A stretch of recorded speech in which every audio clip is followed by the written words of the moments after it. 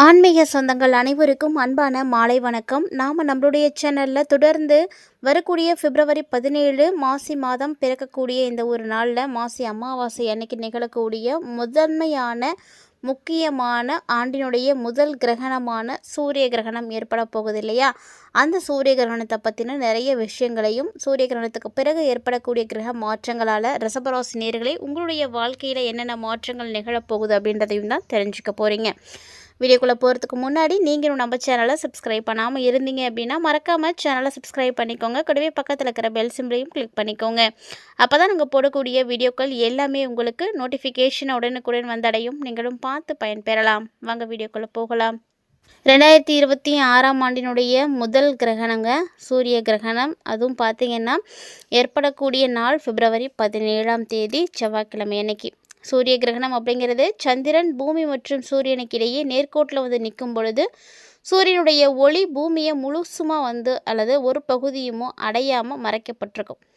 இதை குறிக்கக்கூடியது அந்த சூரிய கிரகணம். முக்கியமாக அந்த நிகழ்வு பார்த்திங்கன்னா அமாவாசை நாளில் மட்டும்தான் ஏற்படும். சந்திரன் சூரியனை முழுமையாக மறைச்சிருந்தால் முழு சூரிய கிரகணம் அப்படின்னும், ஒரு பகுதியை மட்டும் மறைச்சிருந்தது அப்படின்னா பகுதி சூரிய கிரகணம் அப்படின்னும், சூரியன் வளையம் போல தெரிந்தால் சூரிய வளைய கிரகணம் அப்படின்னு சொல்லுவாங்க. சூரிய கிரகணம் அப்படிங்கிறது ஒரு இயற்கையான ஒரு நிகழ்வு தான். இதை நேரடியாக நம்ம கண்டிப்பாக பார்க்கக்கூடாது. அதனால் அதுக்குன்னு பயன்படுத்தக்கூடிய பொருட்களை கொண்டு பார்க்கலாம். ஒவ்வொரு ஆண்டுமே ஒரு சூரிய கிரகணம் ஏற்படும். அதாவது ஒரு ஆண்டினுடைய தொடக்கத்தில் சூரிய கிரகணம் சந்திர கிரகணம் அப்படின்றது ஏற்படும். அந்த வகையில் 2026ஆம் ஆண்டுகளுடைய முதல் சூரிய கிரகணம் பிப்ரவரி மாதத்தில் வந்திருக்குங்க. சூரியனுக்கு பூமிக்கும் இடையே சந்திரன் வரும் பொழுது ஒரு சில குறிப்பிட்ட மணி நேரங்களில் இந்த சூரிய கிரகணம் ஏற்படும். அந்த வகையில் இந்த ஆண்டிற்கான சூரிய கிரகணம் பார்த்திங்கன்னா பிப்ரவரி மாதம் 17ஆம் தேதி அன்னைக்கு வந்திருக்கு. பொதுவாக சூரிய கிரகணம் அனைத்தும் அமாவாசை நாட்கள்லையும், சந்திர கிரகணம் அப்படின்றது பெரும்பாலும் பௌர்ணமி நாட்கள்லையும் தான் ஏற்படும். காரணம் அமாவாசை நாளில் தான் சந்திரன் பூமிக்கும் சூரியனுக்கும் நடுவில் இருக்கும். அப்போ சூரியனிலேருந்து வரக்கூடிய ஒளியை சந்திரன் மறைக்கிறதுக்கு வாய்ப்பு கிடைக்கும். இதனால் பூமியில் இருந்து நீங்கள் பார்க்கும் பொழுது சூரியன் முழுசுமோ இல்லைனா பகுதி அளவில் மறைந்தது போல் தெரியும். இதை தான் சூரிய கிரகணம் அப்படின்னு சொல்லுவோம். இந்த ஆண்டினுடைய முதல் சூரிய கிரகணம் பார்த்திங்கன்னா நெருப்பு வளைய சூரிய கிரகணமாக தெரிய போகுது. இந்திய நேரப்படி மாலை நேரத்தில் தான் தொடங்குது. பிப்ரவரி 17ஆம் தேதி மாலை 3:26 சூரிய கிரகணம் ஆரம்பமாகி பிப்ரவரி 17ஆம் தேதி அன்னைக்கு 7:57 வரைக்கும் இருக்குது. இந்த கிரகணம் இந்தியாவில் தெரியுமா, நேரடியாக பார்க்கலாமா, என்ன செய்யணும் செய்யக்கூடாது அப்படின்னு நிறைய கேள்விகள் இருக்குது. ஸோ பொதுவாக இரவில் நடக்கக்கூடிய கிரகணம் அப்படின்றதுனால பெரும்பாலும் பார்க்குறதுக்கு வாய்ப்புகள் ரொம்ப ரொம்ப கம்மி, பார்க்க முடியாது. அதுவும் இப்போ இந்த ஆண்டு நடக்கக்கூடிய சூரிய கிரகணம் இரவில் தான் நடக்க போகுது. அதனால் இந்தியாவில் பார்க்க முடியாதுங்க. அதே போல் நேரடியாக அந்த கிரகணத்தை பார்க்கவும் முடியாது. சூரிய கிரகணம் நடைபெறக்கூடிய நாளில் சூரிய ஒளி சந்திரனால் பகுதியாகவோ அல்லது முழுமையாகவோ மறைக்கப்படுறதுனால பகுதி நேரத்திலோ இல்லை சாயந்தர நேரத்திலோ வெளிச்சம் அப்படிங்கிறது கம்மியாக தான் இருக்கும். ஸோ இந்த நேரத்தில் வெளிவரக்கூடிய ஒளி பார்த்திங்கன்னா நம்மளுடைய கண்களுக்கு தீங்கு விளைவிக்கும். அதனால் ஆபத்துக்கள் இருக்குது. ஸோ யாரும் டைரெக்டாக பார்க்க வேண்டாம். அதுக்காக பாதுகாப்பு உபகரணங்கள்லாம் நிறையவே இருக்குது. அதை பயன்படுத்தி நீங்கள் பாருங்கள். தேவையில்லாமல் வெளியே போகிறதையும் தவிர்த்துக்கோங்க.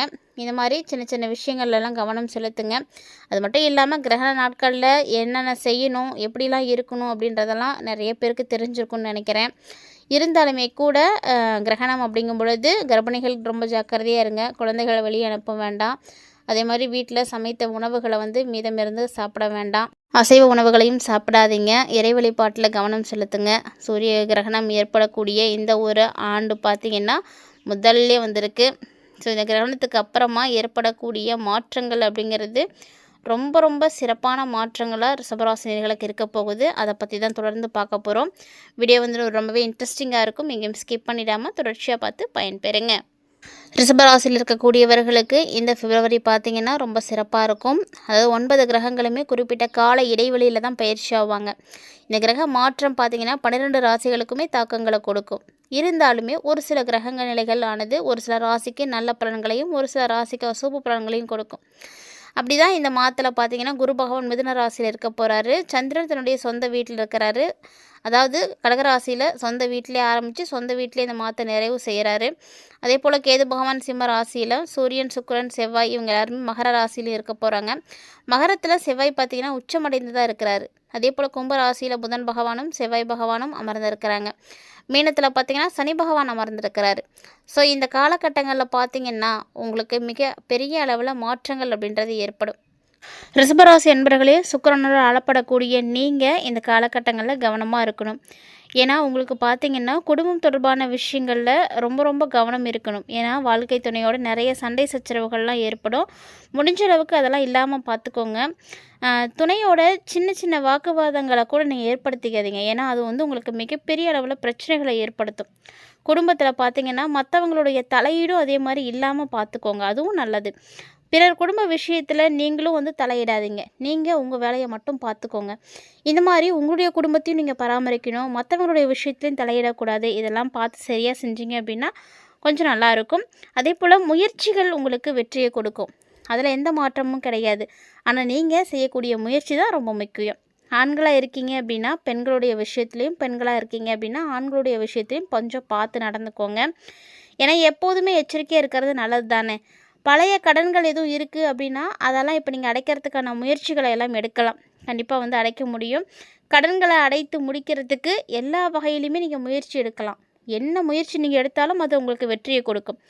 ஆரோக்கியத்தில் என்ன பிரச்சனைகள் இருந்து வந்தாலும் அதுவுமே பார்த்திங்கன்னா உங்களுக்கு பெரிய அளவில் இருக்காது, கொஞ்சம் கொஞ்சமாக குறைய ஆரம்பிக்கும். ஆனால் குறிப்பாக பார்த்திங்கன்னா அடி வயிறு, கழிவு பாதை, சின்ன பிரச்சனைகள் இங்கெல்லாம் ஏற்படும். பார்த்து கவனமாக இருங்க. ஆல்ரெடி இந்த இடத்துல பிரச்சனை இருக்கக்கூடியவர்கள் இன்னும் வந்து கவனமாக இருக்கணும். உடனடியாக உங்களுக்கு எந்த ஒரு சின்ன சிம்டம்ஸ் இருந்தாலுமே அதுக்கு மருத்துவர்களை அணுகிக்கோங்க, அதுதான் உங்களுக்கு நல்லதும் கூட. ஏன்னா எல்லா நேரமும் ஒரே மாதிரி இருக்காது. அதனுடைய தீவிரத்தன்மை அதிகமாகிடுச்சு அப்படின்னா மிகப்பெரிய அளவில் பாதிப்புகளை பார்க்குற மாதிரி ஆகிடும். பார்த்து கவனமாக இருக்கணும். ஸோ உங்களுக்கு அது மட்டும் இல்லாமல் மனசுக்கு பிடிச்ச இடங்களுக்கு நீங்கள் போயிட்டு வரத்துக்கான அமைப்பு இருக்குது, யோகம் கிடைக்கும். அதாவது சுற்றுலாத்தலங்களுக்கோ கோவிலுக்கோ உங்களுடைய மனசுக்கு எங்கே போகணும்னு தோணுதோ, உங்களுடைய மனசுக்கு எங்கே போனால் நிம்மதி கிடைக்கும், அமைதி கிடைக்கும் அப்படின்னு நினைக்கிறீங்களோ அங்கே வந்து நீங்கள் போயிட்டு வரலாம், வாய்ப்பு இருக்குது. அது மட்டும் இல்லாமல் வேறு மொழி பேசக்கூடிய மனிதர்களால் உங்களுக்கு இப்போ ஆதாயம் கிடைக்கும். ஸோ அவங்களுடைய உதவியால் உங்களுக்கு நிறைய நல்ல விஷயங்கள் நடக்கும். அசையும் அசையா சொத்துக்கள் வாங்கிறதுக்கான வாய்ப்புகள் இருக்குது. முதலீடுகளை பொறுத்த வரைக்கும் எந்த ஒரு குறை அப்படின்னு எதுவுமே கிடையவே கிடையாதுங்க. சொல்லப்போனால் தனிப்பட்ட முறையில் உங்களுடைய செல்வாக்கு அதிகரிக்கத்தான் போகுதே தவிர எந்த ஒரு வகையிலையுமே வந்து குறைய போகிறது கிடையாது. ஸோ இதனால் இந்த காலகட்டங்கள் ரொம்ப நல்லா இருக்கும். அதே போல் முதலீடுகள் அப்படின்னு பார்க்கும் பொழுது வண்டி வாகனம் தொடர்பாக உங்களுக்கு என்னென்ன பாதிப்புகள் இருந்துச்சோ அந்த பாதிப்புகள் எல்லாமே இப்போ வந்து தீர ஆரம்பிச்சிடும். ஸோ அதனால் நீங்கள் கவலைப்பட வேண்டாம். தொழிலும் அப்படி தான், பெருசாக உங்களுக்கு பாதிப்புகள்லாம் கொடுக்காது. அதாவது தான் செய்யக்கூடிய தொழிலை தெய்வமாக நினைக்கக்கூடியவர்கள் ரிஷபராசிக்காரங்க. இவங்களுக்கு தொழில் தான் முக்கியம், அப்புறம் தான் குடும்பமே. அந்த மாதிரியான ஒரு நிலையில் இருக்கக்கூடியவர்களுக்கு, புதிய முதலீடுகளை எல்லாம் எதிர்பார்த்து காத்துட்ருக்கக்கூடியவர்களுக்கு ஒரு சிலருக்கு அது கிடைக்காம கூட போயிருக்கும். அதெல்லாம் கிடைக்கலையே அப்படின்னு கவலையெல்லாம் போட்டுட்டு இருந்திருப்பீங்க. முதலீடுகள் அந்த எல்லாமே இப்போது திரும்ப கிடைக்கும். ஸோ எதிர்பாராத முதலீடுகள் உங்களுக்கு வந்து கிடைக்கும். நன்மைகள் நிறைய நடக்கக்கூடிய காலகட்டங்க. பிப்ரவரி மாதத்தை நோட் பண்ணிக்கோங்க, உங்களுக்கு ஒரு சிறப்பான ஒரு மாதமாக கண்டிப்பாக அமையும். மிகப்பெரிய அளவில் ஏற்றங்களை நீங்கள் பார்க்கலாம். ஏன்னா அந்த அளவுக்கு நிறைய நல்ல விஷயங்களை ரிஷபராசிக்காரங்க அந்த டைமில் பார்க்க போகிறீங்க. தொடர்ந்து நீங்கள் துர்க்கையை வழிபாடு செய்தீங்க அப்படின்னா உங்களுக்கு தன்னம்பிக்கை, தைரியம் எல்லாமே வந்து கிடைக்கும். நிறைய நல்ல விஷயங்கள் வந்து நடக்கும். துர்க்கையை நீங்கள் வழிபாடு செய்கிறது மிகப்பெரிய அளவில் நீங்கள் ஏற்றத்தை பார்க்குறதுக்கு உதவியாக இருக்கும். இந்த மாதிரியான நாட்களில் நீங்கள் மிஸ் பண்ணிடாதீங்க. ரிஷபராசிக்காரர்களை எப்போதுமே பார்த்தீங்கன்னா நீங்கள் வளர்ச்சி அடையக்கூடிய சூழ்நிலைகளை வந்து இப்போ வந்து ஏற்படுத்தும். அந்த சூழ்நிலைகளை நீங்கள் நல்ல பத்திரமாக வந்து பின்பற்றிட்டு வந்தீங்க அப்படின்னாவே போதும். ஏன்னா வளர்ச்சி பாதையில் நீங்கள் நகரக்கூடிய நாட்களில் நீங்களும் முயற்சிகளை கொஞ்சம் கடுமையாக்குனீங்க அப்படின்னா கண்டிப்பாக உங்களுடைய வளர்ச்சி மிகப்பெரிய அளவில் இருக்கும். எல்லாமே நம்ம செய்யக்கூடிய முயற்சியில் தானே இருக்குது, எதுவுமே தானாக கிடைச்சிறது கிடையாது. ஸோ நீங்கள் நேர்மையாக இருக்கீங்க, நல்லா உழைக்கிறீங்க, சரியாக நடந்துக்கிறீங்க அப்படின்னா யாரும் எதிர்பார்க்காத அளவுக்கு வளர்ச்சிகள் உங்களுக்கு வந்து கிடைக்கும். நல்ல தொழில் அமையும். பொருளாதார ரீதியாக மிகப்பெரிய அளவில் நீங்கள் முன்னுக்கு வரலாம். இந்த 2026 பார்த்திங்கன்னா உங்களுக்கு மிகப்பெரிய அதிர்ஷ்டம் தரக்கூடிய வகையில் தான் இருக்குது. ஸோ கட்டாயமாக பார்த்து நடந்துக்கோங்க. அது மட்டும் இல்லாமல் வரக்கூடிய நாட்களில் இன்னுமே உங்களுக்கு நிறைய நல்ல விஷயங்கள் நடக்கத்தான் போகுது. அதுலேயும் இந்த கிரகணம் அப்படின்றத தாண்டி நிறைய நல்ல விஷயங்கள் நடக்குது. கிரகணத்தின் பொழுது மட்டும் கொஞ்சம் கவனமாக இருந்துக்கோங்க. சின்ன சின்ன ஆரோக்கிய பிரச்சனைகள் அப்படின்றது எல்லாருக்கும் இருக்கத்தான் செய்யும். அதனால் ஆரோக்கியத்தில் எப்போவுமே கவனம் எடுக்கணும்.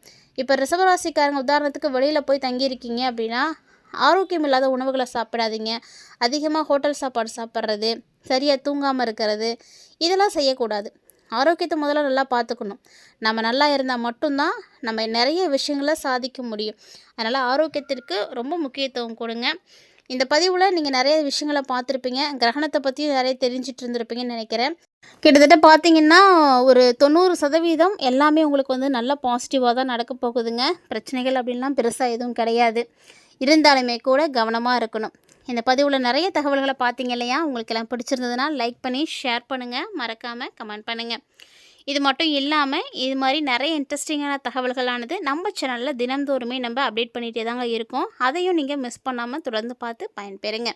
கூடவே ஆன்மீக ரீதியாக கொடுக்கப்படக்கூடிய எளிமையான பரிகாரங்களை நீங்களும் வந்து செய்து பயன்பெறுங்க. ஏன்னா ஒவ்வொரு மாதத்துலேயுமே கிரக நிலைகளுக்கு ஏற்ப கொடுக்கக்கூடிய பரிகாரங்களை நீங்கள் செய்யும் பொழுது அதற்குரிய பலன்கள் உங்களுக்கு அந்த மாதத்தில் கிடைக்கும். ஸோ மறக்காமல் ட்ரை பண்ணுங்கள். இது வீடியோ பதிவில் நீங்கள் பார்த்த தகவல்களை போல் இன்னுமே நிறைய இன்ட்ரெஸ்டிங்கான தகவல்களோட நம்ம சேனலில் அடுத்தடுத்த பதிவுகளானது வர இருக்குது. தொடர்ந்து பார்க்க சேனலோடு இணைந்திருங்க. மீண்டும் மற்றொரு சுவாரஸ்யமான ஆன்மீக தலைப்பில் சந்திக்கலாம்.